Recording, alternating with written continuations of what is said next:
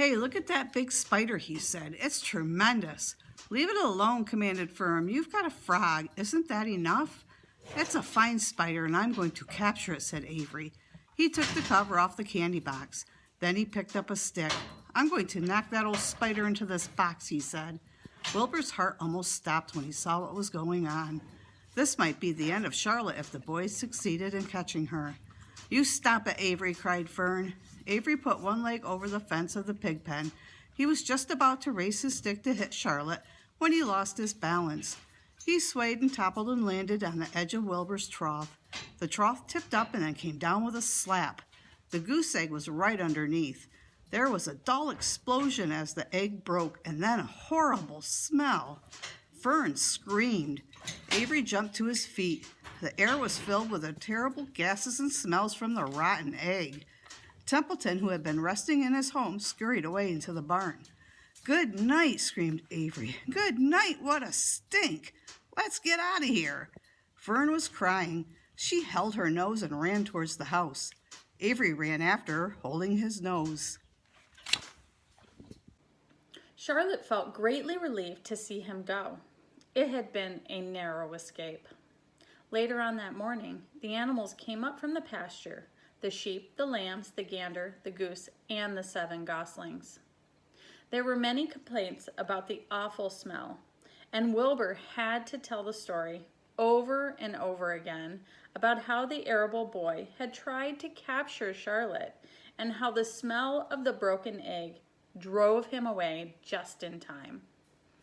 It was that rotten goose egg that saved Charlotte's life, said Wilbur. The goose was proud of her share in the adventure. I'm delighted that the egg never hatched, she gabbled. Templeton, of course, was miserable over the loss of his beloved egg. But he couldn't resist boasting. It pays to save things, he said in his surly voice. A rat never knows when something is going to come in handy. I never throw anything away. Well, said one of the lambs, this whole business is all well and good for Charlotte, but what about the rest of us? The smell is unbearable. Who wants to live in a barn that is perfumed with rotten eggs? Don't worry, you'll get used to it, said Templeton.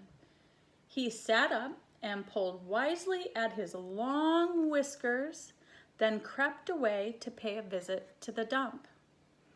When Lurvy showed up at lunchtime, carrying a pail of food for Wilbur, he stopped short a few paces from the pig pen.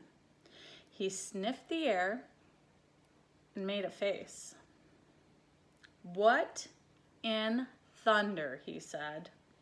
Setting the pail down, he picked up the stick that Avery had dropped and pried the trough up.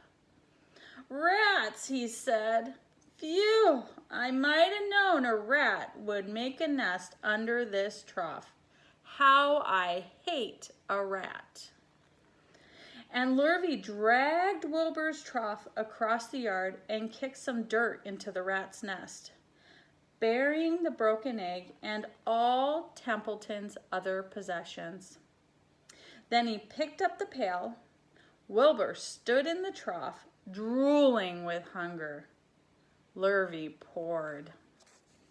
The slops ran creamily down around the pig's eyes and ears. Wilbur grunted.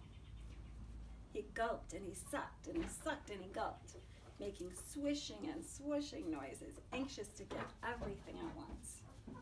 It was a delicious meal. Skim milk, wheat middlings, leftover pancakes, half a donut, the rind of a summer squash, 2 pieces of stale toast, a third of a ginger snap, a fish tail, 1 orange peel, several noodles from a noodle soup, the scum off a cup of cocoa, an ancient jelly roll, a strip of paper from the lining of a garbage pail, and a spoonful of raspberry jello. Wilbur ate heartily. He planned to leave half a noodle and a few drops of milk for Templeton. Then he remembered that the rat had been useful in saving Charlotte's life, and that Charlotte was trying to save his life, so he left a whole noodle instead of a half. Now that the broken egg was buried, the air cleared, and the barn smelled good again. The afternoon passed, and evening came. Shadows lengthened. The cool and kindly breath of evening entered through the doors and the windows. Astride her web, Charlotte sat moodily, eating a horsefly and thinking about the future. After a while, she bestirred herself. She descended to the center of the web, and there she began to cut some of her lines. She worked slowly but steadily while the other creatures drowsed. None of the others, not even the goose, noticed that she was at work. Deep in his soft bed, Wilbur snoozed. Over in their favorite corner, the goslings whistled a night song. Charlotte tore quite a section out of her web, leaving an open space in the middle. Then she started weaving something to take the place of the threads that she had removed. When Templeton got back from the dump around midnight, the spider was still at work.